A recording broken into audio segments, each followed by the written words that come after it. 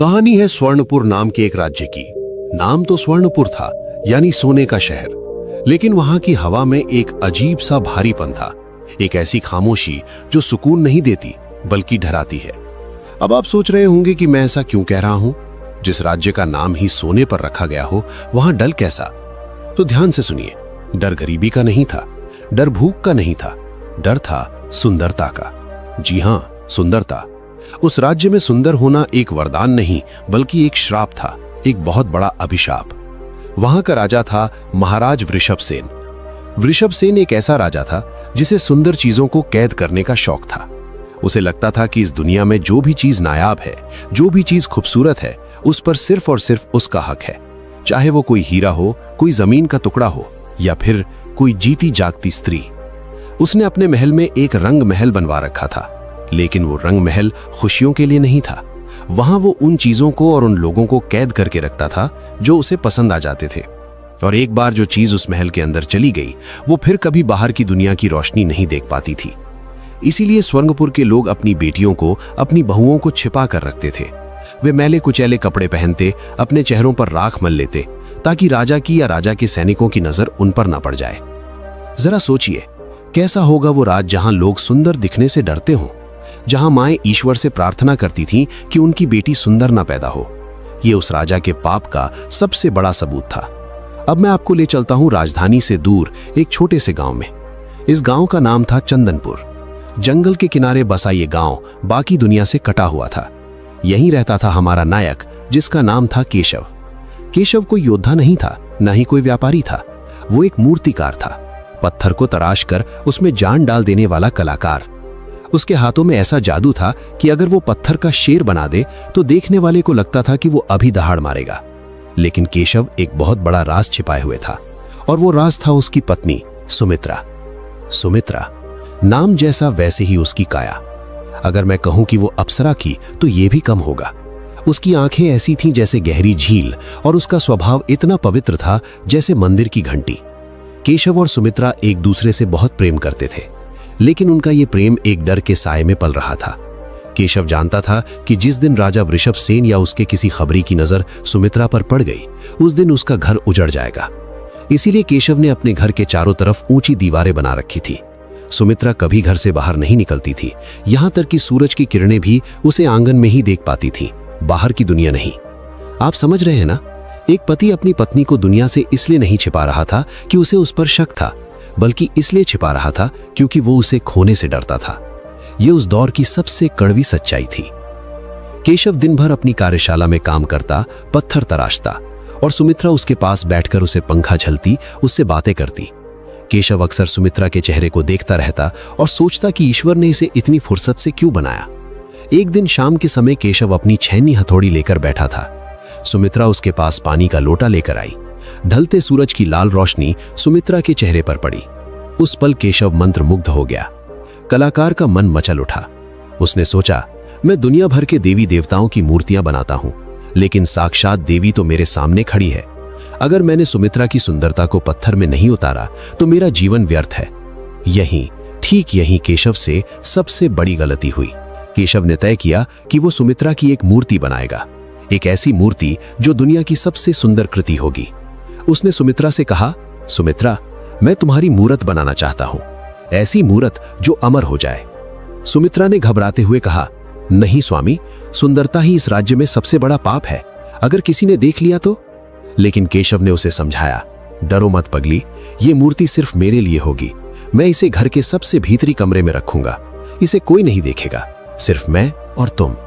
ये हमारे प्रेम की निशानी होगी। पति की जिद के आगे सुमित्रा झुक गई, और फिर शुरू हुआ वो निर्माण जो विनाश की नींव रखने वाला था। केशव ने एक ऐसा संगमरमर का पत्थर चुना जो दूध जैसा सफेद था। वो दिन रात काम करने लगा। जब वो पत्थर पे छेनी चलाता तो उसे लगता ही नहीं था कि वो पत्थर काट रहा है, उसे लगता वो किसी कोमल फूल को छू रहा है। महीने बीत गए और अंत में वो मूर्ति तैयार हुई। जब केशव ने मूर्ति पर से पर्दा हटाया तो सुमित्रा खुद हैरान रह गई। वो मूर्ति पत्थर की लग ही नहीं रही थी। ऐसा लग रहा था कि सुमित्रा की कोई जुड़वा बहन वहां खड़ी है, जो अभी सांस लेगी, अभी पलक झपकाएगी। मूर्ति के होठों पर वही रहस्यमय मुस्कान थी जो सुमित्रा के होठों पर रहती थी। केशव ने गर्व से अपनी पत्नी को देखा। दोनों बहुत खुश थे, लेकिन वे भूल गए थे कि दीवारों के भी कान होते हैं और खुशियों की उम्र बदनसीबों के घर में बहुत छोटी होती है। अब कहानी में एक नया मोड़ आता है। ध्यान दीजिएगा, क्योंकि अब जो हुआ वो संयोग नहीं था, वो विधि का विधान था। स्वर्णपुर में हर साल एक कला उत्सव होता था। राजा वृषभसेन का आदेश था कि राज्य के सभी बड़े कलाकारों को अपनी सबसे बेहतरीन कलाकृति दरबार में लानी होगी। जो नहीं लाता उसे राजा का विद्रोह माना जाता था और उसे मृत्युदंड मिलता था। हर साल केशव छोटी मोटी मूर्तियां ले जाकर राजा को खुश कर देता था, लेकिन इस साल केशव बीमार पड़ गया। उसे तेज बुखार ने जकड़ लिया। कला उत्सव का दिन पास आ गया था और केशव के पास राजा को दिखाने के लिए कोई नई मूर्ति तैयार नहीं थी, सिवाय उस एक मूर्ति के जो उसने सुमित्रा की शक्ल पर बनाई थी। केशव बिस्तर पर पड़ा था। उसने सुमित्रा से कहा, मैं क्या करूं? अगर मैं दरबार में खाली हाथ गया तो राजा मुझे मरवा देगा, और अगर नहीं गया तो सैनिक घर आ जाएंगे, और अगर सैनिक घर आए तो वो तुम्हें देख लेंगे। ये एक धर्म संकट था। कुआं और खाई दोनों तरफ थी। तब केशव ने एक फैसला लिया, एक ऐसा फैसला जो मजबूर पिता या पति ही लेता है। उसने सोचा, मैं वो मूर्ति ले जाऊंगा, लेकिन मैं राजा को ये नहीं बताऊंगा कि ये मेरी पत्नी है। मैं कह दूंगा कि ये मेरी कल्पना है, एक काल्पनिक देवी है। इंसान अपनी मासूमियत में ये भूल जाता है कि सामने वाला भेड़िया है। केशव ने उस मूर्ति को मोटे कपड़े में लपेटा, बैलगाड़ी में रखा और भारी मन से राजधानी की ओर चल पड़ा। सुमित्रा ने उसे दरवाजे पर खड़े होकर विदा किया। उसकी बाईं आंख फड़क रही थी। अब शकुन का संकेत था, लेकिन अब कुछ नहीं किया जा सकता था। केशव दरबार पहुंचा। दरबार खचाखच भरा था। राजा वृषभसेन अपने ऊंचे सिंहासन पर बैठा था। उसकी आंखें गिद्ध की तरह हर चीज को घूर रही थी। एक एक करके कलाकार आ रहे थे और अपनी चीजें दिखा रहे थे। किसी ने पेंटिंग बनाई थी, किसी ने नक्काशी की थी। राजा बस सिर हिला देता और उन्हें जाने का इशारा करता। उसे कुछ भी पसंद नहीं आ रहा था। राजा का मन ऊब चुका था। उसका स्वभाव ऐसा था कि अगर उसे कुछ पसंद ना आए तो उसका गुस्सा 7वें आसमान पर पहुंच जाता था। बारी आई केशव की। केशव कांपते हाथों से आगे बढ़ा। उसने राजा को प्रणाम किया। राजा ने कड़कती आवाज में पूछा, बोल मूर्तिकार, इस बार क्या लाया है? अगर वही घिसे पिटे खिलौने लाया है तो अपनी जान की खैर मनाना। केशव ने गहरी सांस ली। उसने मन ही मन ईश्वर को याद किया और कांपते हाथों से मूर्ति पर से कपड़ा हटा दिया। जैसे ही कपड़ा हटा, पूरे दरबार में सन्नाटा छा गया। एकदम गहरा सन्नाटा, सुई गिरने की आवाज भी सुनाई दे जाए। दरबारी, मंत्री, सैनिक सबकी आंखें फटी की फटी रह गईं। राजा वृषभसेन जो अब तक लेटा हुआ सा बैठा था, वो एकदम से सीधा होकर बैठ गया। सामने जो मूर्ति थी वो अलौकिक थी। संगमरमर में इतनी कोमलता, इतनी नजाकत आज तक किसी ने नहीं देखी थी। मूर्ति की आंखें ऐसी थीं जैसे अभी कुछ बोल पड़ेंगी। उसकी साड़ी की सिलवटें पत्थर की होते हुए भी रेशम सी लग रही थीं। राजा सिंहासन से उठा, धीरे धीरे सीढ़ियां उतरकर मूर्ति के पास आया। केशव का दिल जोर जोर से धड़क रहा था। उसे लगा कि राजा खुश होगा, इनाम देगा और उसे जाने देगा। लेकिन केशव राजा की आंखों में छिपी उस भूख को नहीं पहचान पाया। राजा ने मूर्ति के गाल को छूने के लिए हाथ बढ़ाया, फिर रुक गया। उसने केशव की तरफ देखा। उसकी आवाज बहुत धीमी थी, लेकिन उसमें खतरनाक गड़गड़ाहट थी। राजा बोला, मूर्तिकार, सच सच बता, ये किसकी मूर्त है? केशव के माथे पर पसीना आ गया। उसने झूठ बोला, महाराज, ये तो बस मेरी कल्पना है। मैंने देवी का ध्यान किया और मेरे मन में जो छवि आई उसे बना दिया। राजा हंसा, लेकिन वो हंसी खुशी की नहीं थी, वो हंसी क्रूरता की थी। राजा ने कहा, झूठ, सफेद झूठ। कोरी कल्पना में इतनी बारीकी नहीं हो सकती। कल्पना में तिल का निशान नहीं होता। कल्पना में गले की नसें इतनी स्पष्ट नहीं होती। ये किसी जीवित स्त्री की मूर्त है। केशव के पैरों तले जमीन खिसक गई। राजा ने उसे पकड़ लिया था। राजा की आवाज अब ऊंची हो गई, केशव, मैं तुझे एक आखिरी मौका देता हूं। बता, ये सुंदर स्त्री कौन है? मुझे पत्थर की मूर्त नहीं, वो सांचा चाहिए जिससे ये बनी है। मुझे वो असली चेहरा देखना है। केशव घुटनों पर गिर पड़ा। महाराज, दया करें, ये मेरी कल्पना ही है, मेरा विश्वास करें। राजा का चेहरा गुस्से से लाल हो गया। उसने अपनी तलवार के मूठ पर हाथ रखा। तू राजा से झूठ बोलता है, मूर्ख? अगर तूने अभी सच नहीं बताया तो मैं अभी तेरा सिर धड़ से अलग कर दूंगा। मौत सामने खड़ी थी। केशव टूट गया। जान का डर इंसान से सब कुछ बुलवा लेता है। रोते हुए केशव ने सच उगल दिया, क्षमा महाराज, क्षमा, ये मेरी पत्नी सुमित्रा है। जैसे ही राजा ने यह सुना, उसकी आंखों में एक शैतानी चमक आ गई, जैसे किसी शिकारी को अपने शिकार का पता मिल गया हो। वो मुस्कुराया। उसने कहा, तेरी पत्नी? मतलब एक साधारण मूर्तिकार के घर में ऐसी अप्सरा कैद है? ये तो अन्याय है। इतनी सुंदरता पर तो सिर्फ राजा का अधिकार होना चाहिए। कीचड़ में कमल का क्या काम? केशव ने हाथ जोड़कर गिड़गिड़ाया, नहीं महाराज, वो मेरे प्राण हैं, उस पर दया करें। लेकिन राजा ने उसकी एक न सुनी।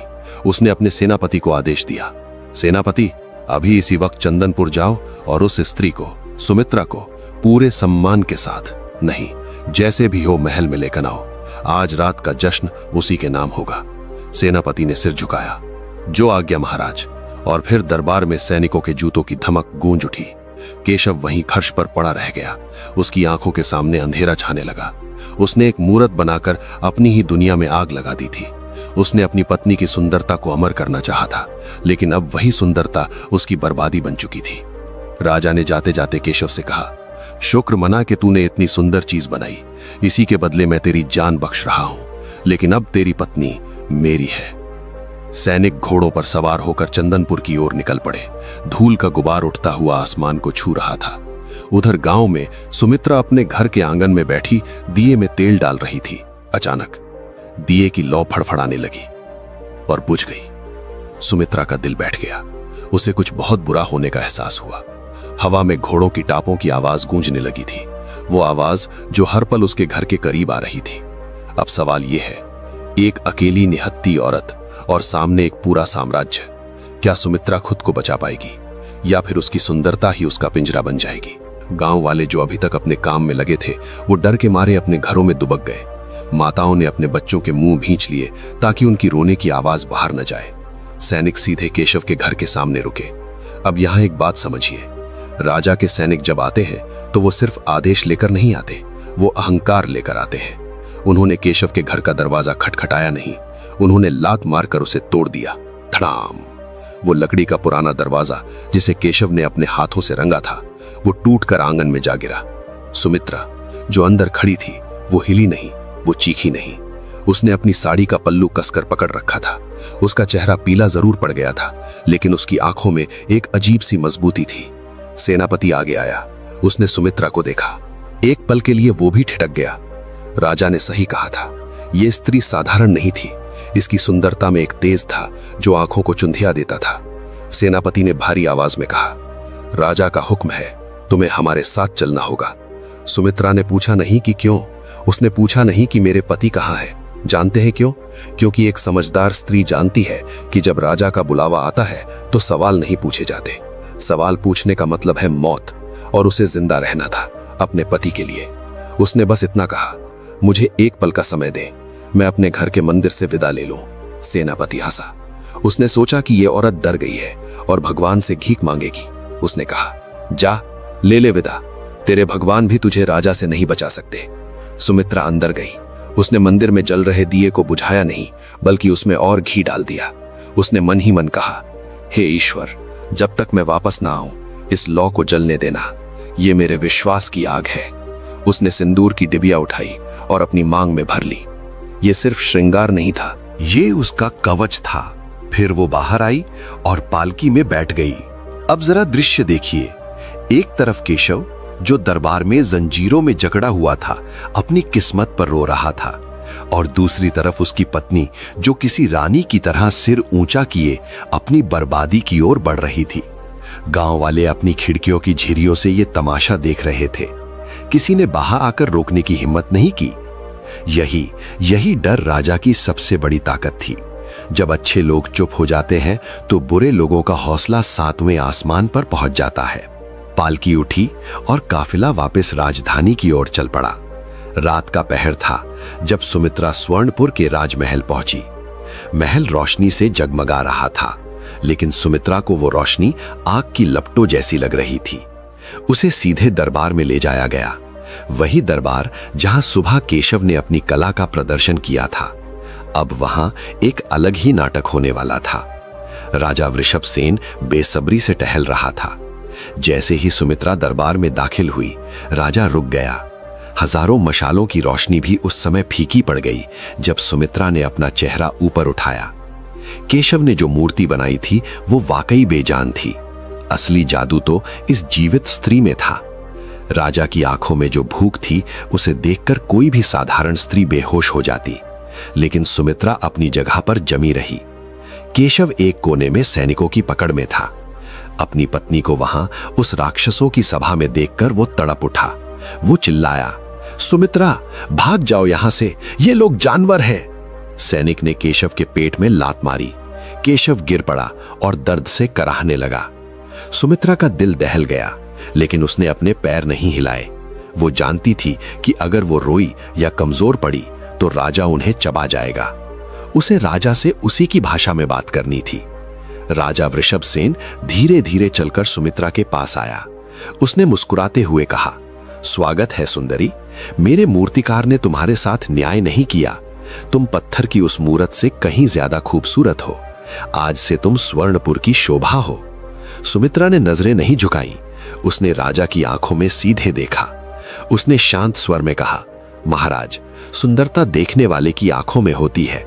आपने मुझ में शोभा देखी, लेकिन मेरे पति ने मुझ में अपनी आत्मा देखी थी। आप शरीर जीत सकते हैं पर आत्मा नहीं। पूरे दरबार में सन्नाटा छा गया। किसी की हिम्मत नहीं थी कि राजा के सामने जुबान खोले। राजा हंसा, आत्मा? आत्मा का मैं क्या करूंगा? मुझे तो ये काया चाहिए, ये रूप चाहिए। केशव को भूल जाओ, वो अब अतीत है। आज से तुम मेरी रानी बनोगी या फिर मेरी दासियों में शामिल होगी। चुनाव तुम्हारा है। राजा ने एक बहुत बड़ी चाल चली थी। उसने सुमित्रा को विकल्प दिया था, लेकिन दोनों ही रास्तों में नर्क था। अब यहां ध्यान दीजिए, अगर सुमित्रा मना करती तो राजा उसे मार डालता और केशव को भी। अगर वो हां कहती तो वो अपनी पवित्रता और अपने प्रेम को धोखा देती। तो उसने क्या किया? उसने तीसरा रास्ता चुना, वो रास्ता जो केवल एक बेहद बुद्धिमान व्यक्ति ही देख सकता है। सुमित्रा ने एक गहरी सांस ली। उसके चेहरे पर एक नकली मुस्कान आ गई, एक ऐसी मुस्कान जिसके पीछे जहर छिपा था। उसने कहा, महाराज, आपकी रानी बनना तो किसी भी स्त्री का सौभाग्य होगा। भला मैं कौन होती हूं मना करने वाली? केशव ये सुनकर सन्न रह गया। उसे अपने कानों पर विश्वास नहीं हुआ। क्या उसकी सुमित्रा ने इतनी जल्दी हार मान ली? क्या वो सत्ता की चमक में अंधी हो गई? राजा का सीना गर्व से फूल गया। उसे लगा कि उसकी ताकत और दौलत के आगे ये औरत झुक गई। बहुत खूब, राजा बोला, मैं जानता था कि तुम समझदार हो। लेकिन सुमित्रा ने अपनी बात आगे बढ़ाई, मेरी एक शर्त है। राजा का माथा ठनका। शर्त? राजा से शर्त? हां महाराज, सुमित्रा ने निडर होकर कहा, मैं एक कलाकार की पत्नी हूं। मेरा जीवन व्रत और नियमों से बंधा है। हमारे कुल की एक परंपरा है, जब एक स्त्री अपना पति बदलती है तो उसे एक शुद्धि मास यानी 1 महीने का समय बिताना पड़ता है। अगर मैं बिना इस विधि को पूरा किए आपके पास आई तो आपको पाप लगेगा। मेरा स्पर्श आपके लिए विष बन जाएगा। मेरा रूप ढल जाएगा और मैं कुरूप हो जाऊंगी। राजा अंधविश्वासी था। उस जमाने में लोग श्राप और पाप से बहुत डरते थे। और सबसे बड़ी बात, राजा को सुमित्रा सुंदर चाहिए थी। अगर वो कुरूप हो जाती तो राजा के लिए वो बेकार थी। राजा ने संदेह से पूछा, तो तुम क्या चाहती हो? सुमित्रा ने कहा, मुझे 1 महीने का समय चाहिए। इस 1 महीने तक मैं आपके रंग महल में नहीं बल्कि एकांतवास में रहूंगी। मैं रोज पूजा करूंगी। और इस दौरान उसने केशव की तरफ देखा। उसकी आंखों में एक गहरा संदेश था। और इस दौरान मेरा पति केशव मेरे लिए एक आखिरी मूर्ति बनाएगा, एक विदाई मूर्ति।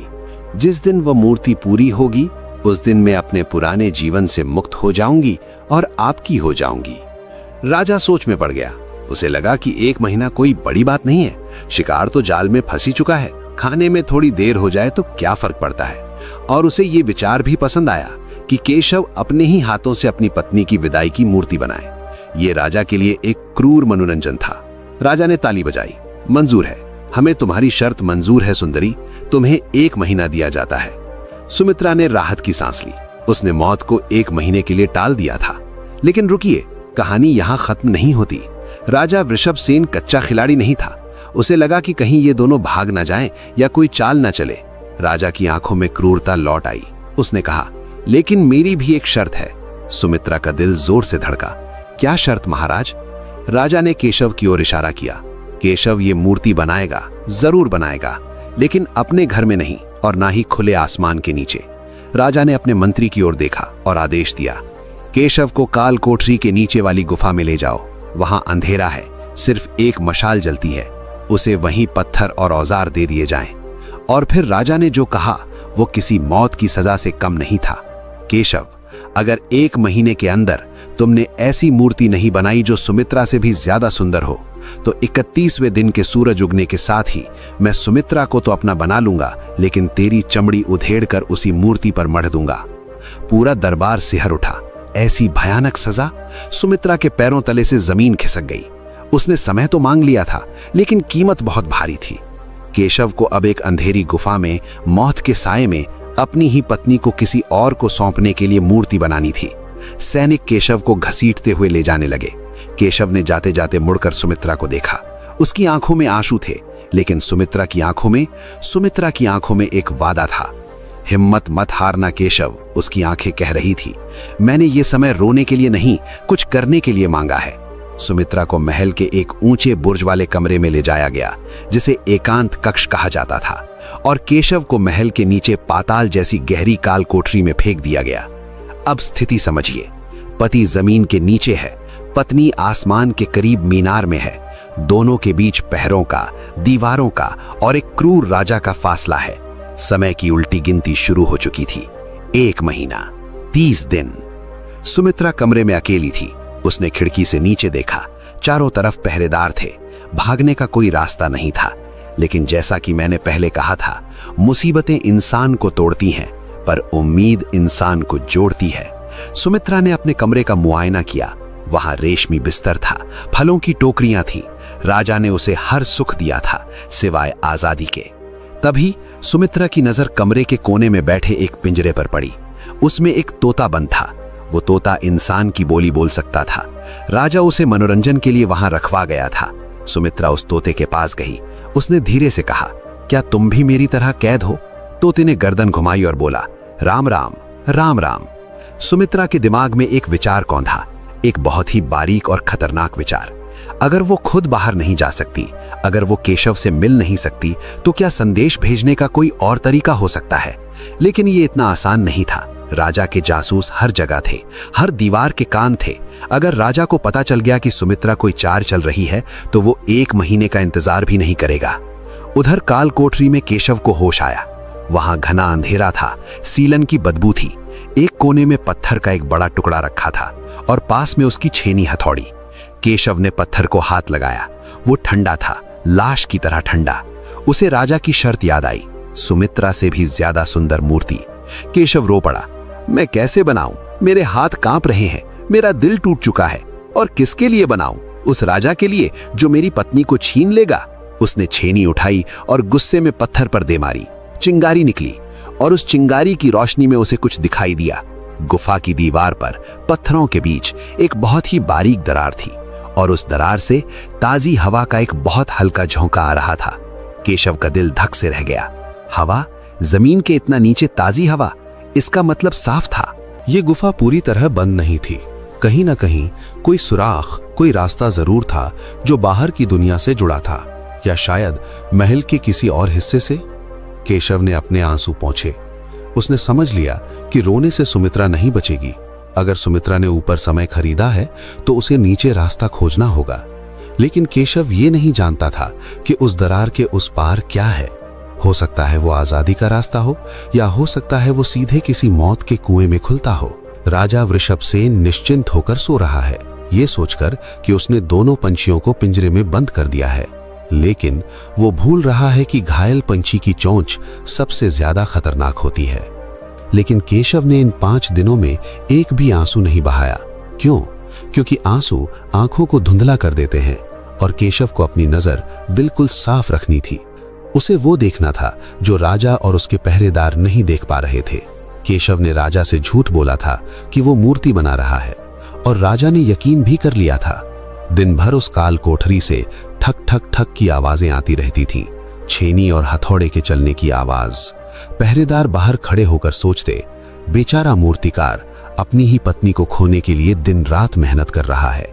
लेकिन आप और मैं जानते हैं कि हकीकत कुछ और थी। केशव मूर्ति नहीं बना रहा था, केशव रास्ता बना रहा था। वो जो दरार उसने दीवार में देखी थी वो उसे कुरेद रहा था। जब भी वो हथौड़ा मारता तो वो पत्थर पर नहीं बल्कि उस दीवार की कमजोर ईंटों पर मारता। ठक ठक की आवाज उसके खोदने की आवाज को छिपा लेती थी। ये एक बहुत ही खतरनाक खेल था। सोचिए जरा, अगर एक बार भी हथौड़ा चूक जाता या पहरेदार अंदर झांक लेता तो केशव का सिर धड़ से अलग होने में एक पल भी नहीं लगता। 5वें दिन की रात केशव ने दीवार की एक बड़ी ईंट को ढीला कर लिया। उसने कांपते हाथों से उस ईंट को बाहर खींचा। अंदर घुप अंधेरा था और उस अंधेरे से एक ऐसी बदबू आई जैसे सड़ी हुई लाश की हो। केशव ने अपनी जलती हुई मशाल को उस छेद के पास किया और जो उसने देखा उसे देखकर उसकी रूह कांप गई। उस छेद के अंदर एक संकरा सा पुराना रास्ता था और वहां जमीन पर एक मानव कंकाल पड़ा था, हड्डियों का ढांचा। उस कंकाल के हाथ में भी एक जंग लगी हुई छेनी थी। इसका मतलब समझ रहे हैं आप? इसका मतलब यह था कि केशव पहला इंसान नहीं था जिसने यहां से भागने की कोशिश की थी। उससे पहले भी किसी ने यह जुर्रत की थी और वो इसी अंधेरे रास्ते में फंसकर तड़प तड़प कर मर गया था। ये कंकाल केशव के लिए एक चेतावनी थी। वापस लौट जाओ केशव, ये रास्ता आजादी का नहीं मौत का है। केशव डर के मारे पीछे हट गया। उसका दिल जोर जोर से धड़क रहा था। क्या वो भी इसी तरह मरेगा? क्या उसकी सुमित्रा का इंतजार कभी खत्म नहीं होगा? लेकिन फिर उसे राजा का चेहरा याद आया, वो शैतानी मुस्कान। उसने सोचा यहां रुककर मरने से अच्छा है कोशिश करके मरना। उसने उस कंकाल को नमन किया और मन ही मन कहा, भाई तुम असफल रहे पर मैं हार नहीं मानूंगा। उसने ईंट को वापस अपनी जगह पर लगा दिया ताकि किसी को शक ना हो। अब उसे पता था कि रास्ता है, लेकिन ये रास्ता कहां जाता है ये अभी भी एक पहेली थी।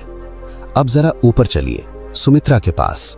सुमित्रा महल के उस ऊंचे बुर्ज में कैद थी, लेकिन उसका दिमाग आजाद था। उसने जो तोता देखा था वो अब उसका सबसे बड़ा हथियार बनने वाला था। सुमित्रा ने इन 5 दिनों में एक अजीब बात नोट की थी। ये तोता कोई साधारण तोता नहीं था, ये राजा का जासूस तोता था। इसे इस तरह सिखाया गया था कि ये लोगों की बातें सुने और उन्हें दोहराए। लेकिन सुमित्रा ने एक तरकीब निकाली। उसने तोते से दोस्ती कर ली।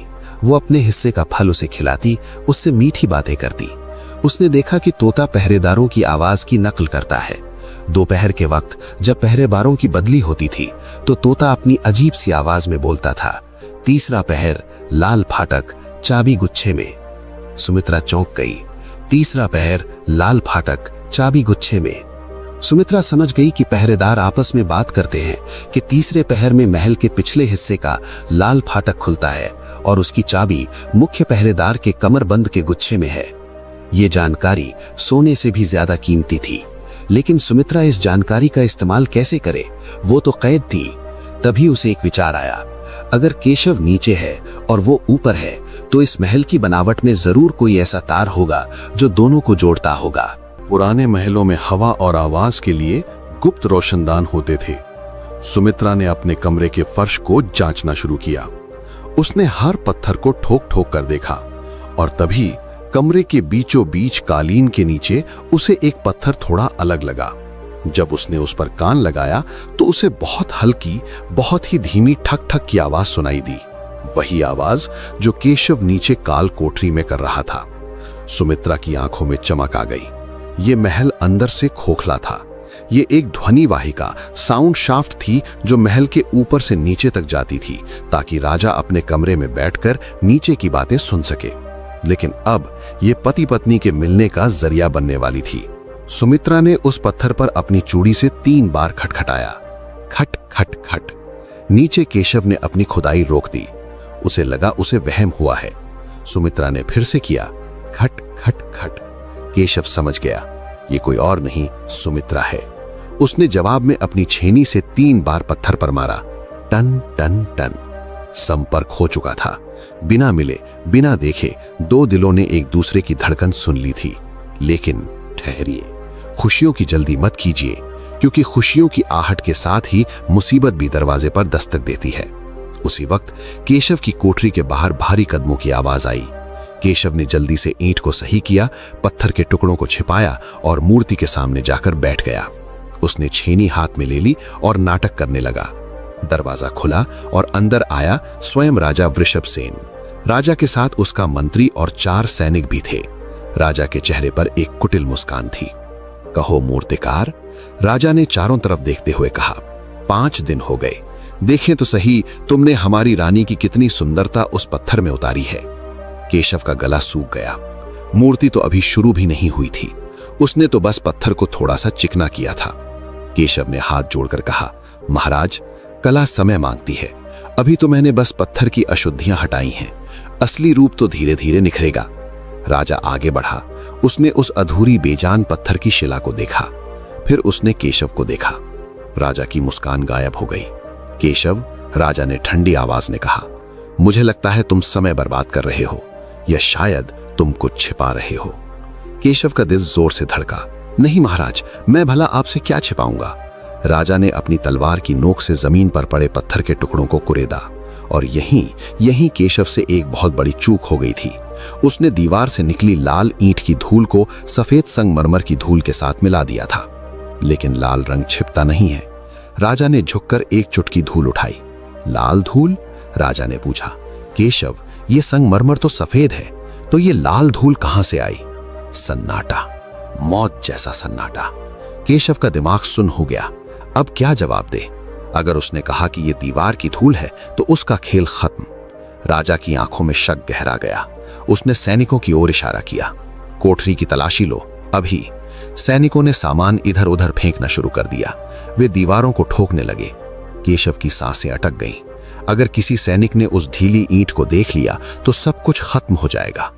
सैनिक दीवार के उस हिस्से की तरफ बढ़ रहा था जहां केशव ने खुदाई की थी। 1 कदम, 2 कदम। केशव ने अपनी आंखें बंद कर लीं।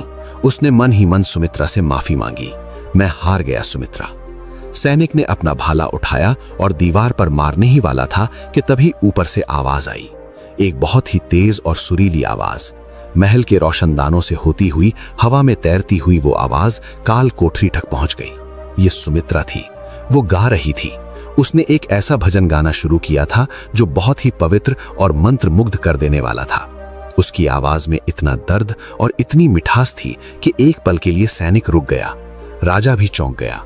ये आवाज, ये तो सुमित्रा है। राजा का ध्यान भटक गया। वो उस आवाज के जादू में खो गया। उसे लगा कि सुमित्रा उसे रिझाने के लिए गा रही है। उसके अहंकार ने उसके शक को दबा दिया। राजा ने धूल हाथ से झाड़ दी। लगता है तुम्हारी पत्नी को मेरी याद आ रही है। खैर, बच गया तो केशव, लेकिन याद रख, मेरी नजर तुझ पर है। ये लाल धूल, इसका जवाब मैं अगली बार लूंगा। राजा मुड़ा और कोठरी से बाहर निकल गया। सैनिक भी उसके पीछे चले गए। केशव वहीं जमीन पर गिर पड़ा। उसकी जान में जान आई। सुमित्रा की आवाज ने, उसकी समझदारी ने उसे मौत के मुंह से खींच लिया था। लेकिन सवाल अभी भी वही था। राजा को शक हो चुका है। अगली बार वो बिना पूरी जांच किए नहीं जाएगा। और सबसे बड़ा खतरा अब यह था कि केशव ने जो कंकाल देखा था और सुमित्रा ने जो लाल फाटक की बात सुनी थी, इन दोनों टुकड़ों को वे कैसे जोड़ेंगे? क्योंकि कंकाल वाला रास्ता कहां निकलता है ये कोई नहीं जानता। हो सकता है वो सीधे मगरमच्छों से भरी खाई में खुलता हो। केशव ने फिर से छेनी उठाई। अब उसके पास 25 दिन नहीं थे। राजा के शक के बाद अब उसके पास शायद कुछ ही घंटे या कुछ ही दिन बचे थे। महल में सन्नाटा था, लेकिन काल कोठरी के नीचे एक अलग ही हलचल शुरू होने वाली थी। केशव ने अपनी मशाल को बुझा दिया। क्यों? क्योंकि अंधेरे में छिपे हुए राज रोशनी में अक्सर पकड़े जाते हैं। केशव ने उस ढीली ईंट को हटाया। अंदर से वही सड़ी हुई बास आई। उसने अपनी छेनी दांतों के बीच दबाई और उस संकरे काले छेद में अपना सिर डाल दिया। अब ध्यान से सुनिए, ये कोई आम सुरंग नहीं थी। ये महल की सांस नली थी। पुराने जमाने में जब महल बनते थे तो दीवारों के बीच खाली जगह छोड़ी जाती थी ताकि हवा घूम सके और जासूस छिपकर बातें सुन सके। लेकिन राजा वृषभसेन ये भूल चुका था। केशव रेंग रहा था, कोहनी के बल, घुटनों के बल। रास्ता इतना संकरा था कि अगर वो गहरी सांस ले ले तो उसकी छाती दीवारों में फंस जाए। तभी उसे वो तीसरी आंख दिखाई दी। अंधेरे में केशव के चेहरे से सिर्फ 2 बालिश्त की दूरी पर 2 चमकती हुई लाल मणियां थीं। नहीं, मणियां नहीं, वो आंखें थीं। एक विशाल काला नाग। वो नाग उस पुरानी सुरंग का रक्षक था, बरसों से वहां रह रहा था। उसने केशव का रास्ता रोक रखा था। नाग ने फन फैलाया और फुंकारा। केशव की सांसें थम गईं। वो पीछे नहीं हट सकता था क्योंकि पीछे जगह नहीं थी और आगे मौत खड़ी थी। अब केशव क्या करे? अगर वो वार करता है तो जगह इतनी कम है कि उसका हाथ नहीं चलेगा, और अगर नाग ने डसा तो उसका शरीर यहीं सड़ जाएगा, उस कंकाल की तरह। लेकिन मुसीबत इंसान को आविष्कारक बना देती है। केशव को याद आया कि उसकी जेब में मूर्तिकारी का सुहागा यानी बोरेक्स पाउडर पड़ा है, जिसका इस्तेमाल वो पत्थर चमकाने के लिए करता था। सांपों को तेज गंध पसंद नहीं होती। केशव ने बहुत धीरे से अपनी पोटली से मुट्ठी भर पाउडर निकाला और जैसे ही नाग ने डसने के लिए मुंह खोला, केशव ने वो पाउडर उसकी आंखों और नाक पर झोंक दिया। नाग तड़प उठा, उसे दिखाई देना बंद हो गया, उसकी नाक में जलन होने लगी। वो रास्ता छोड़कर पीछे की ओर अंधेरे में किसी दरार में घुस गया। केशव ने राहत की सांस नहीं ली। उसे पता था कि ये जीत नहीं, बस एक मौका है। वो आगे रेंगता गया।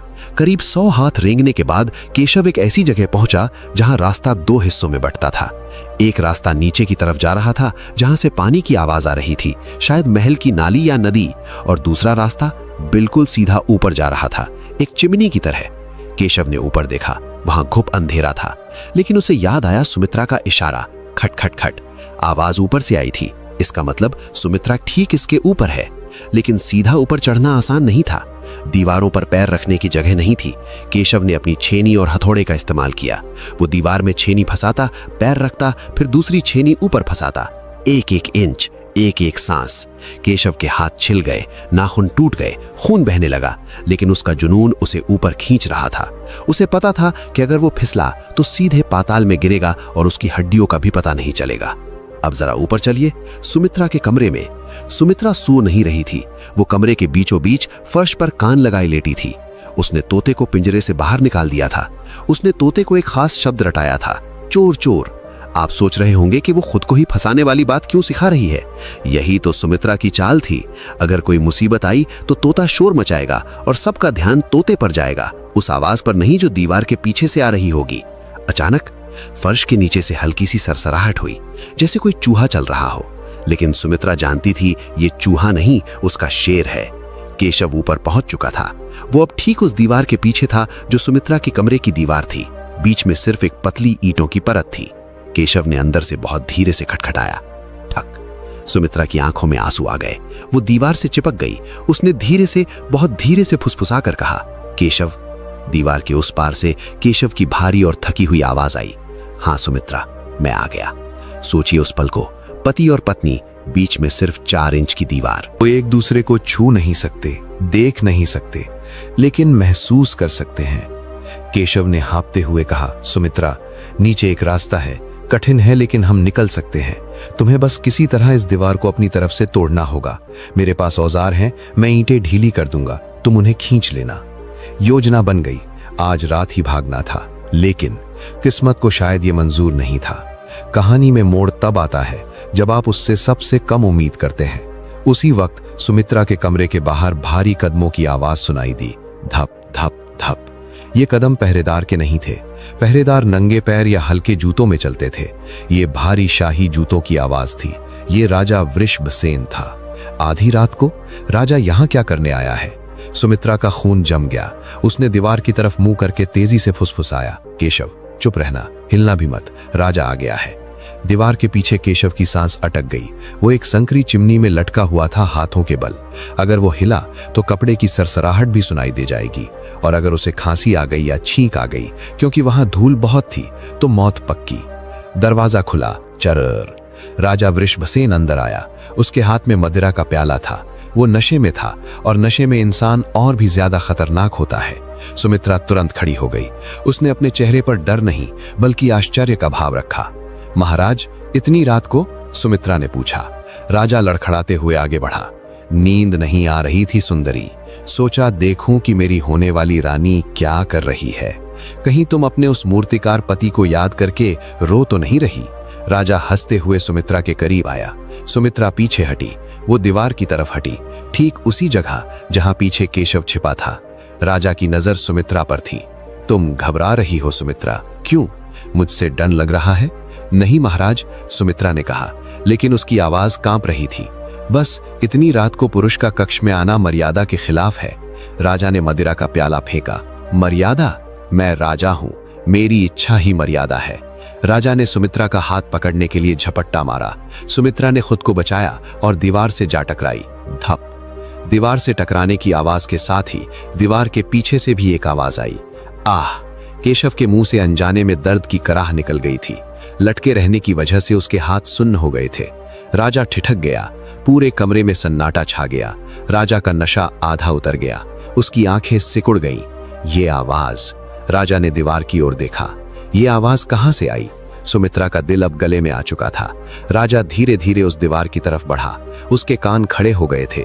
दीवार के पीछे कोई है, राजा बुदबुदाया। उसने अपनी कमर से खंजर निकाल लिया। सुमित्रा जानती थी कि अगर राजा ने दीवार पर खंजर मारा या उसे ठोक कर देखा तो खोखली आवाज आएगी और केशव पकड़ा जाएगा। अब सुमित्रा के पास सोचने का वक्त नहीं था। उसे कुछ ऐसा करना था जो राजा का ध्यान पूरी तरह भटका दे, कुछ बहुत ही बड़ा। सुमित्रा ने अचानक मेज पर रखा पानी का जग उठाया और उसे जोर से फर्श पर पटक दिया। छपाक! जग टूट गया, कांच बिखर गया। चूहा! सुमित्रा जोर से चिल्लाई। महाराज, चूहा! वहां देखिए। राजा का ध्यान टूटा। उसने नीचे देखा, लेकिन राजा बेवकूफ नहीं था। उसने सुमित्रा को घूर कर देखा। चूहा या कुछ और? राजा वापस दीवार की ओर मुड़ा। उसने अपना कान दीवार से लगा दिया। दीवार के उस पार केशव ने अपनी सांस रोक ली थी। उसकी छाती फटने को हो रही थी। उसका पसीना दीवार की ईंटों पर टपक रहा था। राजा ने दीवार पर अपनी उंगली से खटखटाया। खट खट। और तभी केशव की पकड़ छूटने लगी। उसके हाथ पसीने से फिसल रहे थे। अगर वो गिरा तो नीचे गिरने की तेज आवाज आएगी और सब खत्म। क्या केशव अपनी पकड़ बनाए रख पाएगा? क्या राजा दीवार तोड़कर सच देख लेगा? या सुमित्रा कोई ऐसा कदम उठाएगी जो उसकी पवित्रता की कसम को ही तोड़ दे? क्योंकि हम एक ऐसे मोड़ पर खड़े हैं जहां एक छोटी सी गलती, बस एक पल की चूक और 3 जिंदगियां खत्म हो जाएंगी। सुमित्रा का कमरा। राजा कान लगाए दीवार पर खड़ा है और दीवार के पीछे 4 इंच की दूरी पर केशव लटका हुआ है, जिसके हाथ पसीने से फिसल रहे हैं। राजा की उंगली दीवार पर खटखटा रही थी। खट खट। केशव की उंगलियां अब जवाब दे रही थीं।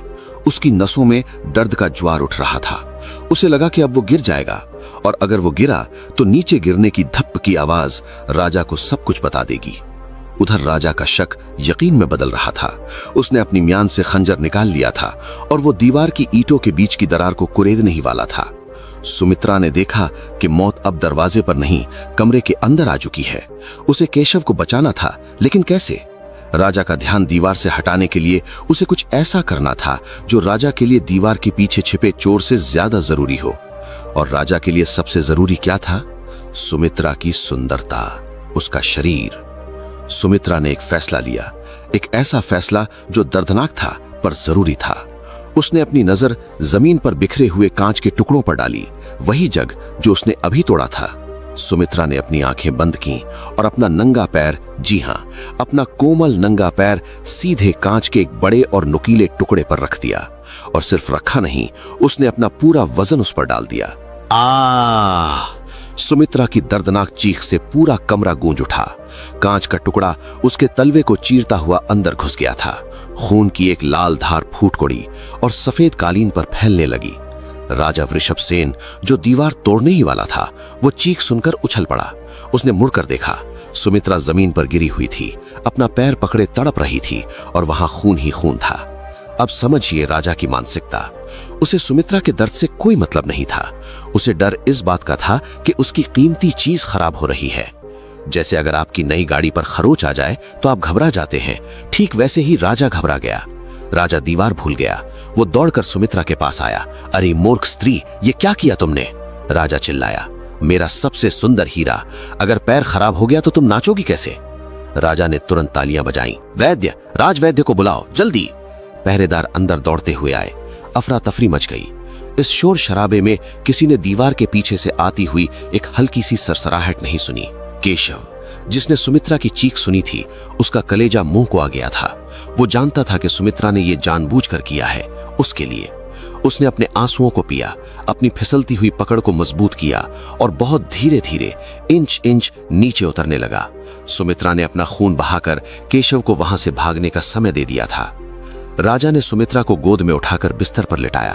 वैद्य आए, पट्टी बांधी गई। राजा सुमित्रा के सिरहाने खड़ा था।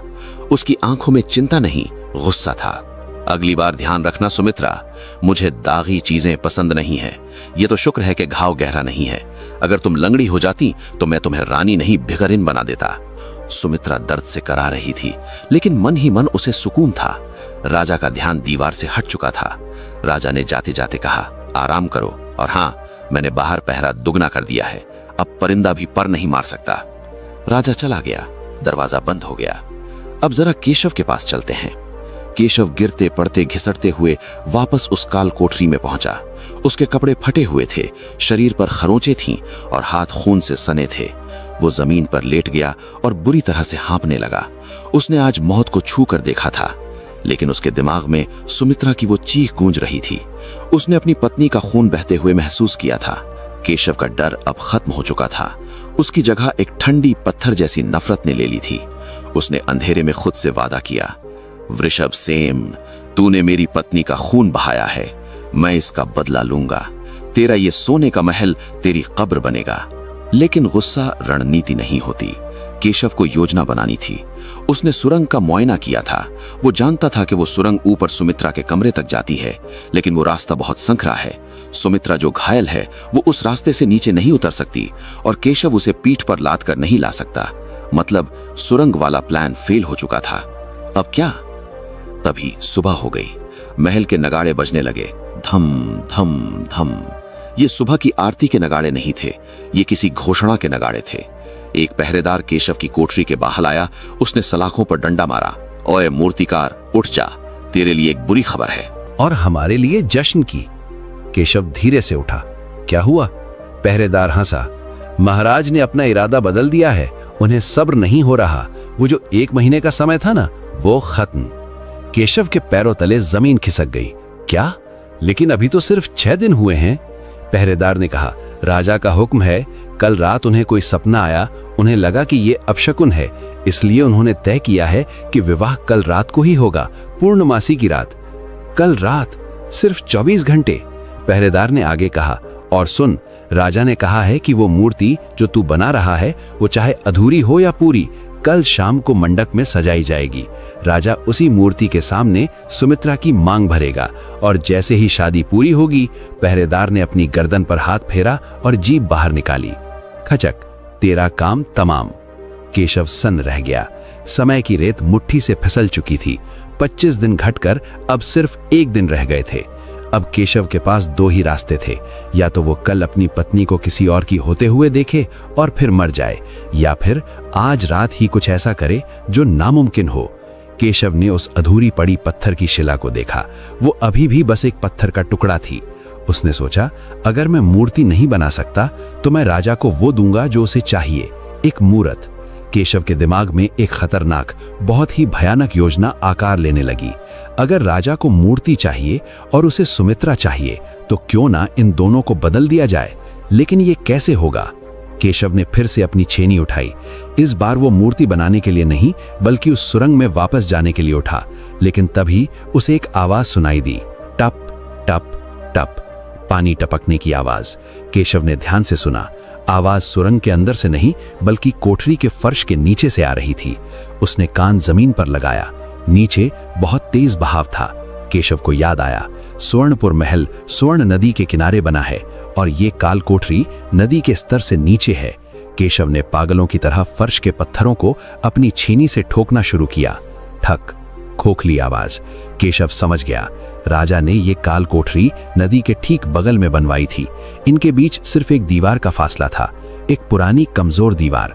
अगर केशव उस दीवार को तोड़ दे तो पानी अंदर आ जाएगा, बाढ़ आ जाएगी।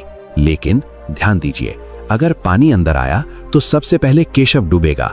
ये काल कोठरी पानी से भर जाएगी और वो चूहे की तरह मर जाएगा। ये आत्महत्या थी। लेकिन केशव की आंखों में एक अजीब सी चमक आ गई।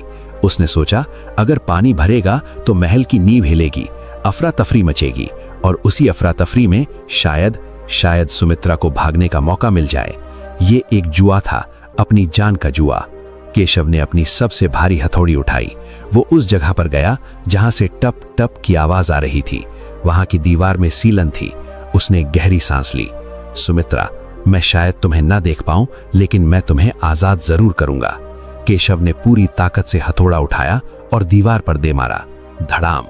दीवार नहीं टूटी, लेकिन एक दरार पड़ गई और उस दरार से पानी की एक तेज धार किसी तलवार की तरह निकलकर केशव के चेहरे पर लगी। पानी का दबाव बहुत ज्यादा था। केशव ने फिर से हथौड़ा उठाया, लेकिन तभी कोठरी का दरवाजा खुला। इस बार राजा नहीं, बल्कि उसका सबसे चालाक मंत्री महामात्य सोमदत्त आया था।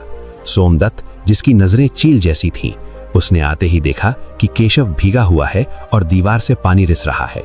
सोमदत्त मुस्कुराया। तो चूहा अब जहाज डुबोने की कोशिश कर रहा है। सोमदत्त ने सैनिकों को इशारा किया। पकड़ लो इसे जंजीरों से जकड़ लो, और हाँ, इस छेद को अभी बंद मत करो। सैनिकों ने केशव को दबोच लिया। केशव चिल्लाया, छोड़ दो मुझे। सोमदत्त ने केशव के कान में फुसफुसाते हुए कहा, मूर्तिकार, तुम मरना चाहते थे ना, तो अब तुम मरोगे, लेकिन वैसे नहीं जैसे तुमने सोचा था। सोमदत्त ने सैनिकों को आदेश दिया, इसे यहीं इस दीवार के सामने जंजीरों से बांध दो, पानी को धीरे धीरे आने दो। कल शाम तक, जब तक ऊपर राजा की शादी होगी, तब तक नीचे पानी इसकी नाक तक पहुंच जाएगा। ये अपनी मौत को इंच इंच अपनी तरफ आते हुए देखेगा। कितनी भयानक सजा! केशव को दीवार से सटाकर बांध दिया गया। उसके ठीक सामने से पानी रिस रहा था। कोठरी में धीरे धीरे पानी भरने लगा। टखनों तक पानी आ चुका था। मंत्री और सैनिक हंसते हुए चले गए। दरवाजा बंद हो गया। अब स्थिति देखिए, केशव जंजीरों में जकड़ा है, पानी धीरे धीरे बढ़ रहा है, ऊपर सुमित्रा घायल है और पहरे में है, और कल शाम को शादी है।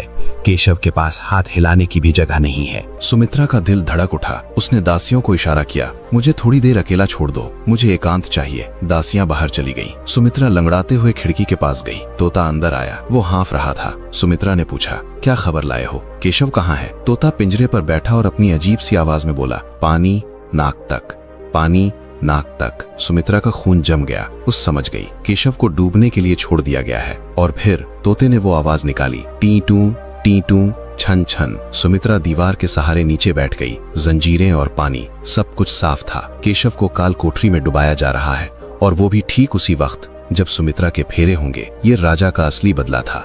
एक ही वक्त पर दोनों को खत्म करना, एक को पानी में और दूसरे को आग, विवाह वेदी में। सुमित्रा की मुट्ठी भिंच गई। नहीं वृषभसेन, सुमित्रा ने दांत पीसते हुए कहा, तुम सोचते हो कि तुम जीत गए? तुमने अभी एक लोहार की पत्नी का गुस्सा नहीं देखा। सुमित्रा उठी। उसने अपने आंसुओं को पोंछा।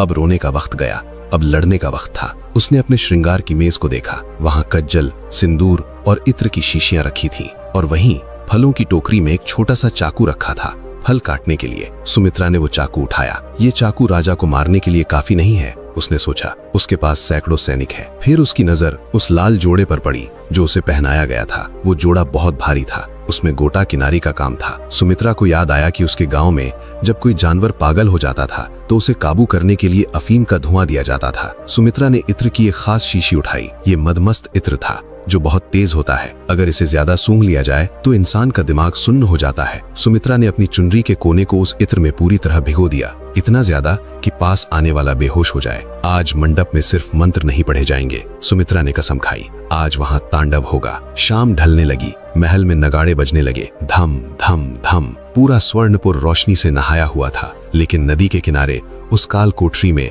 सिर्फ मौत का अंधेरा था। पानी अब केशव के सीने तक आ चुका था। ठंड से केशव का शरीर नीला पड़ रहा था। उसकी सांसें फूल रही थीं। केशव ने दीवार की तरफ देखा जहां से पानी आ रहा था। दरार अब बड़ी हो चुकी थी। पानी का दबाव बढ़ता जा रहा था। दीवार कांप रही थी। केशव के दिमाग में एक पागलपन भरा विचार आया, मैं वैसे भी मरने वाला हूँ, डूब कर मरूं या दबकर, क्या फर्क पड़ता है। उसकी जंजीरें दीवार में लगे एक बड़े लोहे के कड़े से बंधी थीं, और वो कड़ा उसी कमजोर दीवार में गड़ा था जहां से पानी आ रहा था। अगर केशव उस जंजीर को पूरी ताकत से खींचे तो क्या वो इस कमजोर दीवार को गिरा सकता है। लेकिन अगर दीवार गिरी तो सिर्फ पानी की धार नहीं आएगी, पूरी नदी अंदर आ जाएगी, एक सैलाब आ जाएगा। केशव ने ऊपर देखा, हे ईश्वर, अगर मुझे मरना ही है तो मुझे ऐसी मौत दे जो इस पापी राजा की नींव हिला दे। केशव ने अपने पैरों को जमीन पर जमाया जो अब पानी में डूबे थे। उसने जंजीर को अपने हाथों में लपेटा। उसने इंतजार किया। उसे वो पल चाहिए था जब ऊपर फेरे शुरू हों, क्योंकि उसी वक्त राजा और उसके सारे मंत्री एक जगह जमा होंगे। ऊपर राज दरबार में मंडप सजा था। राजा वृषभसेन दूल्हे के वेश में बैठा था। वो बेहद खुश था। उसे लग रहा था उसने समय और किस्मत दोनों को हरा दिया। पंडित जी ने मंत्र पढ़ना शुरू किया। ओम स्वस्ति। कन्या को बुलाइए, पंडित ने कहा। सुमित्रा आई।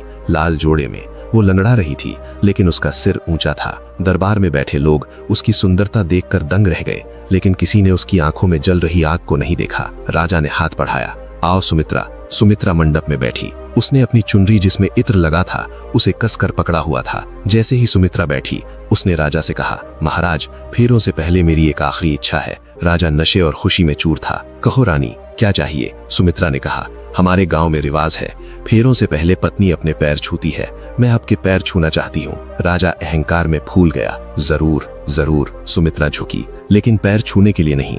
उसने अपनी चुनरी का वो गीला कोना निकाला और पलक झपकते ही पास में जल रहे हवन कुंड में डाल दिया। छनन। उसके पास सिर्फ उसका दिमाग है और उसके ठीक सामने वो पानी की धार है जो उसकी मौत है।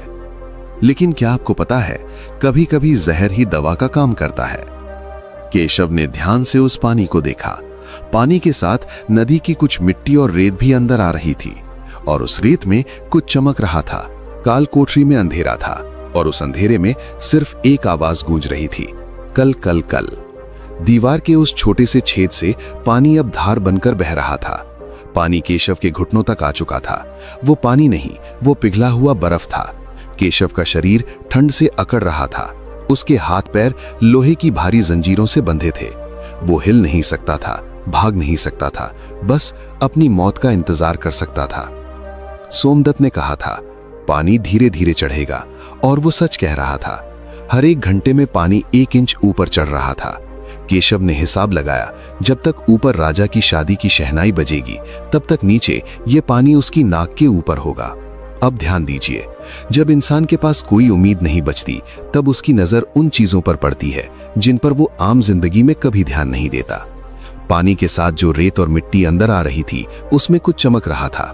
केशव ने झुककर बड़ी मुश्किल से उसे देखा। वो कोई चाबी नहीं थी, वो कोई हथियार नहीं था, वो एक हीरा था। जी हाँ, एक बेशकीमती हीरा। शायद सालों पहले किसी कैदी ने छिपाया होगा या नदी के बहाव में आ गया होगा। केशव उसे देखकर हंसा, एक दर्दनाक हंसी। देख रहे हो विडंबना, केशव ने खुद से कहा। पूरी जिंदगी गरीबी में काटी, और आज जब मरने वाला हूं तो कदमों में हीरा पड़ा है। लेकिन ये हीरा मेरी जंजीर नहीं काट सकता, ये दौलत मुझे एक सांस नहीं खरीद सकती। उसने उस हीरे को पैर से ठोकर मार दी। तभी उसे एक फड़फड़ाहट सुनाई दी। फड़ फड़ फड़।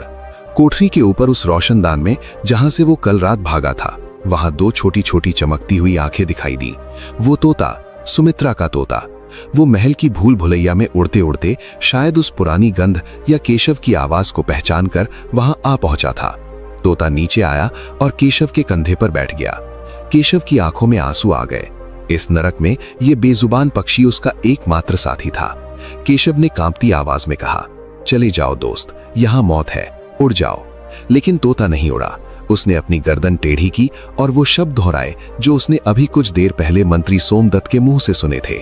तोता बोला, पानी नाक तक, पानी नाक तक। केशव सहर उठा। ये पक्षी सिर्फ रट्टू नहीं था, ये संदेशवाहक था। केशव के दिमाग में बिजली कौन थी।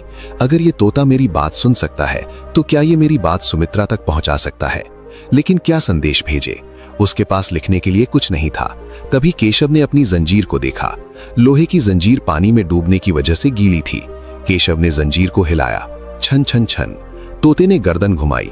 केशव ने फिर से किया, छन छन छन।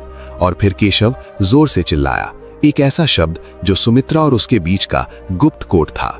जब वो गांव में छिपकर मिलते थे तो केशव अक्सर एक खास पक्षी की आवाज निकालता था, टीटू टीटू। केशव ने तोते की आंखों में देखा और बोला, बोल टीटू, सुमित्रा से बोल टीटू। तोता कुछ पल चुप रहा, फिर उसने पंख फड़फड़ाए और ऊपर रोशनदान की तरफ उड़ गया। अंधेरे में गायब हो गया। क्या वो सुमित्रा के पास गया या खुले आसमान में उड़ गया? केशव नहीं जानता था। उसने अपना आखिरी पासा फेंक दिया था। अब चलिए ऊपर, सुमित्रा के कक्ष में। सुबह हो चुकी थी, लेकिन सुमित्रा के लिए ये रात से भी ज्यादा काली सुबह थी। दासियां उसे तैयार कर रही थी। लाल जोड़ा, भारी गहने, हाथों में मेहंदी। सुमित्रा की आंखों में आंसू सूख चुके थे। वो एक जिंदा लाश की तरह बैठी थी। उसका घायल पैर अभी भी दर्द कर रहा था, लेकिन दिल का दर्द उससे कहीं ज्यादा था। राजा ने कहलवाया था कि शादी शाम को होगी। अचानक खिड़की पर एक आहट हुई। एक भभक्का उठा और उसके साथ ही एक घना, सफेद और नशीला धुआं निकला। धुआं सीधे राजा के चेहरे पर गया। राजा खांसने लगा, उसका सिर चकराने लगा। पूरे मंडप में अफरा तफरी मच गई। धुआं फैल रहा था। पकड़ो, पकड़ो इसे, मंत्री सोमदत्त चिल्लाया। लेकिन इसी वक्त, ठीक इसी पल, नीचे पाताल में केशव ने अपनी आंखें खोली। पानी उसकी गर्दन तक आ चुका था। उसे ऊपर से शोर सुनाई दिया। उसे पता चल गया कि समय आ गया है। केशव ने एक गहरी सांस भरी। उसने भगवान शिव का नाम लिया, हर हर महादेव, और उसने अपनी पूरी ताकत, अपने जीवन की सारी ऊर्जा, अपने सारे गुस्से को इकट्ठा करके उन जंजीरों को झटका दिया। उसने दीवार के विपरीत दिशा में खुद को झोंक दिया। लोहे का कड़ा, जो पहले से ही गीली और कमजोर दीवार में था, उस पर केशव के शरीर का वजन और उसके गुस्से का जोर पड़ा। कड़क, कड़ कड़ कड़, दीवार में एक भयानक आवाज हुई। दरार फटी और अगले ही पल धड़ाम, काल कोठरी की वो पूरी दीवार जो नदी को रोके हुए थी, वो ताश के पत्तों की तरह ढह गई। और उसके गिरते ही स्वर्ण नदी का विशाल अनियंत्रित जल प्रवाह एक दानव की तरह कोठरी के अंदर घुस आया। केशव का तो पता भी नहीं चला। वो पानी की उस पहली ही टक्कर में कहीं गुम हो गया। लेकिन बात यहीं नहीं रुकी। वो पानी कोठरी भरने के लिए नहीं आया था। वो पानी महल की नींव खाने आया था। महल के नीचे एक जोरदार धमाका हुआ। पूरी जमीन हिल गई। ऊपर दरबार में जहां धुआं फैला था, वहां अचानक फर्श कांपने लगा, झूमर हिलने लगे, दीवानें चटकने लगी। राजा जो धुएं से बेहाल था, वो सिंहासन से गिर पड़ा। भूकंप, भूकंप, लोग चिल्लाने लगे। सुमित्रा धुएं के बीच खड़ी थी। वो डरी नहीं थी, वो हंस रही थी। उसे समझ आ गया था, ये भूकंप नहीं है, ये केशव का प्रहार है। फर्श के बीचों बीच एक बड़ी दरार पड़ गई और उस दरार से पानी का फव्वारा फूटा। महल के अंदर नदी घुस आई थी। लोग भाग रहे थे। राजा अपनी जान बचाने के लिए रेंग रहा था। सुमित्रा ने देखा कि मंडप डूब रहा है। कहते हैं कि जब पाप का घड़ा भर जाता है तो उसे फोड़ने के लिए किसी हथौड़े की जरूरत नहीं पड़ती, वो अपने आप फूटता है। और जब वो फूटता है तो अपने साथ सब कुछ बहा ले जाता है। स्वर्णपुर के राजमहल में वही हो रहा था। नीचे केशव ने नदी का रास्ता खोल दिया था और ऊपर सुमित्रा ने राजा के अहंकार की आंखों में धुआं झोंक दिया था। महल का फर्श ऐसे फट रहा था जैसे सूखा पत्ता टूटता है। कड़ कड़ कड़, दरबार में भगदड़ मची थी। मंत्री, सेनापति, दरबारी सब अपनी जान बचाने के लिए भाग रहे थे। वो दरवाजे की तरफ दौड़ रहे थे, लेकिन दरवाजा तो खुद मलबे के नीचे दब चुका था। राजा वृषभसेन, वो राजा जो कल तक खुद को भगवान समझता था, आज जमीन पर रेंग रहा था। उसका दम घुट रहा था, आंखों से पानी बह रहा था और पैरों के नीचे जमीन खिसक रही थी। उसने धुएं के बीच सुमित्रा को देखा। सुमित्रा भागी नहीं थी, वो वहीं मंडप के खंभे को पकड़कर खड़ी थी। उसके चेहरे पर डर नहीं था, वो नीचे देख रही थी। उस दरार में जहां से काला पानी उफन रहा था, वो केशव का इंतजार कर रही थी। केशव, सुमित्रा चिल्लाई। उसकी आवाज महल के गिरने के शोर में भी गूंज उठी। और तभी उस दरार से पानी के एक विशाल फव्वारे के साथ एक आकृति ऊपर उछली। वो केशव था। पानी के दबाव ने उसे जंजीरों सहित ऊपर फेंक दिया था। उसकी जंजीरें जो दीवार के कड़े से बंधी थीं, वो दीवार के साथ ही उखड़ आई थीं।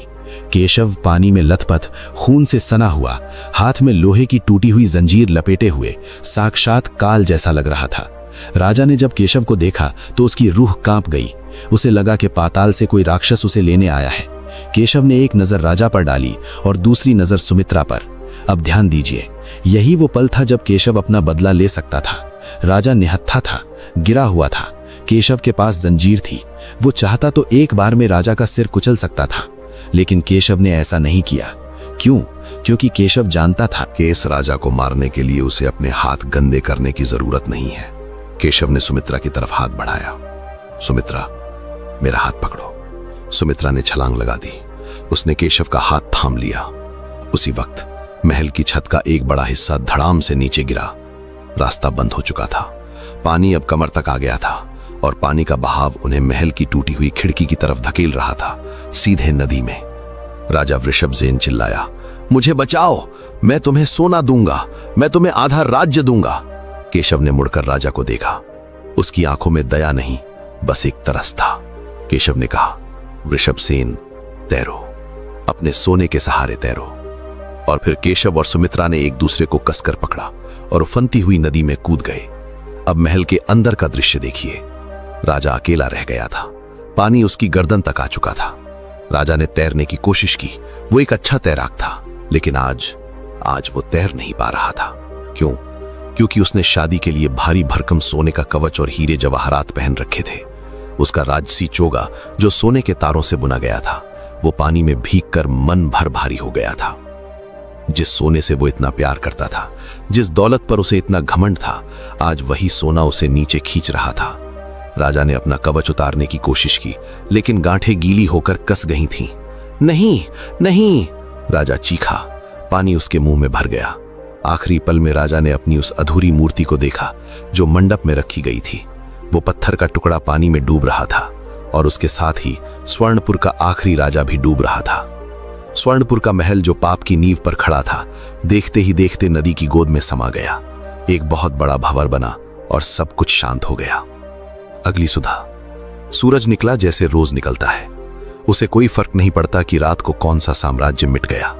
नदी शांत थी, किनारों पर मलबा बिखरा पड़ा था, लकड़ी के टुकड़े, कपड़े और राजमहल का झंडा जो अब कीचड़ में सना हुआ था। गांव वाले डरते डरते नदी के किनारे आए।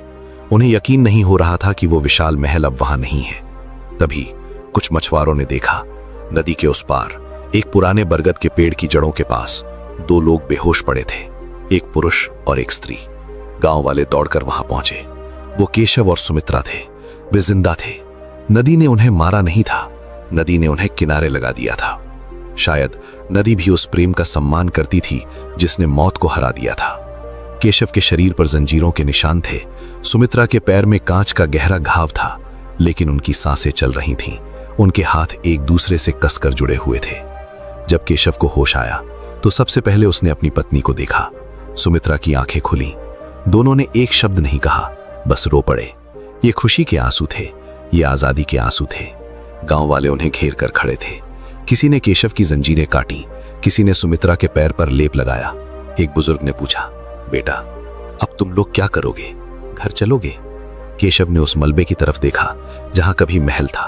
फिर उसने सुमित्रा की तरफ देखा। केशव ने कहा, नहीं काका, वो घर अब हमारा नहीं है। वहां हमारी पुरानी पहचान थी, केशव मूर्तिकार और उसकी सुंदर पत्नी। वो पहचान अब नदी में बह गई। सुमित्रा ने केशव का हाथ दबाया। तो हम कहां जाएंगे? केशव ने दूर पहाड़ों की तरफ इशारा किया, जहां सूरज चमक रहा था। वहां जहां कोई राजा ना हो, जहां सुंदरता को दीवारों में कैद न किया जाता हो, जहां मैं पत्थर को तराशूं तो वो किसी की हवस न बने, बल्कि ईश्वर की प्रार्थना बने। यदि आपको ये वीडियो पसंद आया हो तो कृपया इसे लाइक करें और चैनल को सब्सक्राइब करना ना भूलें।